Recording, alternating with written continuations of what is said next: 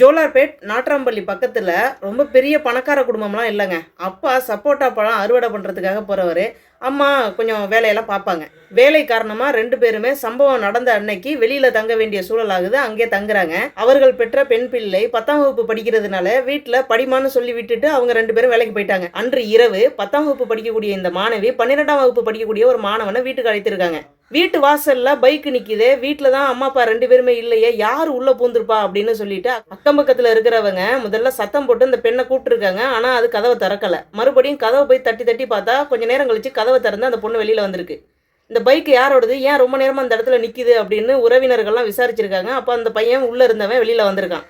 அந்த பையனோட பெற்றோருக்கு தகவலை கொடுத்து இது போல் இங்கே நடக்குது அப்படின்னு சொன்னதுக்கப்புறம் பெற்றோர்கள் வந்து அந்த பையனை கண்டித்து அவங்க வீட்டுக்கு கூட்டிகிட்டு போயிட்டாங்க. சுற்றி இருக்கிற உறவுக்காரர்கள் இந்த பெண்ணை கண்டிச்சதுனால உள்ளே போய் கதவை பூட்டிக்கிடுது. பூட்டிக்கிட்ட பெண்ணை திரும்ப திரும்ப கூப்பிட்டு பார்த்துருக்காங்க. ஜன்னல் வழியாக ஓடி போய் எட்டி பார்த்தாக்க அந்த பொண்ணு தூக்கில் தொங்கிருச்சு.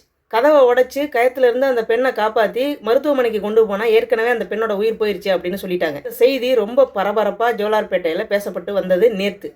பெண் பிள்ளையை பெற்ற தாய் தந்தை பதறி போய் ஓடி வராங்க. மாணவியின் தாத்தா காவல்துறையில புகார் கொடுத்ததுனால காவல் அதிகாரிகள் வந்து இப்போ இந்த கேஸை எடுத்து விசாரணை நடத்திக்கிட்டு இருக்காங்க. ஒரு 10வது படிக்கிற மாணவிக்கு இவ்வளவு ரோஷம் ஏன் வருது? எதுக்காக தற்கொலை வரைக்கும் இந்த பொண்ணு போகுது? இது யாரோட தப்பு?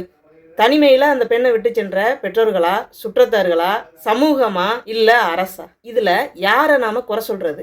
ஒவ்வொரு வீட்லையும் பிள்ளைகள் எப்படி வளர்றாங்க, அவங்களுடைய ஒவ்வொரு அசைவும் எப்படி இருக்குது அப்படிங்கிறத கவனிக்க வேண்டிய முக்கிய பொறுப்பும் முக்கிய பங்கும் பெற்றோர்களுக்கு தான் முதல்ல இருக்குது. இதைத்தான் என்னுடைய கருத்தாக உங்கள் பார்வைக்கு வைக்கிறேன். ஒரு அரசு பள்ளி ஆசிரியை ஒரு மீட்டிங்கில் எழுந்து நின்று மைக்கை வச்சுக்கிட்டு பேசுகிறாங்க. என்ன சொல்கிறாங்கன்னா, எங்களுடைய பள்ளிக்கு வரக்கூடிய மாணவர்களுடைய பேகை செக் பண்ணி தாங்க வகுப்புக்கே அனுப்புகிறோம். செல்லு இருக்குமா, தின்பண்டங்கள் இருக்குமா, தேவையில்லாத பொருட்கள் இருக்குமா, இதெல்லாம் நாங்கள் வந்து செக் பண்ணுறது இல்லைங்க. மிட்டாய் மாதிரி ஒரு சின்ன போதை வஸ்து பொருள் வந்து அவங்க கொண்டு வர்றாங்க.